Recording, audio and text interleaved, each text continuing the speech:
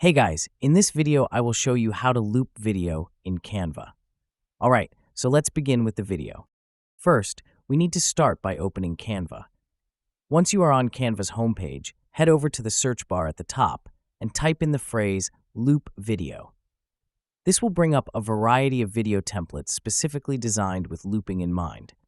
Now, from those search results, take a moment to browse and select the video template that you feel suits your project best. Once you've chosen a template, you'll notice a button labeled Customize this template. Click on it, and Canva will open up the template in edit mode. Now, let's focus on the specific changes you might want to make. One of the fantastic features of Canva is how easy it is to edit text within your video templates. Simply click on any text within the template that you'd like to change, and you can start typing right away.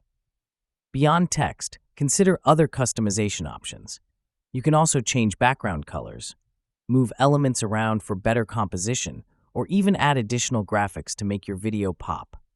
Once everything looks perfect and you're satisfied with the overall flow, it's time to download your creation.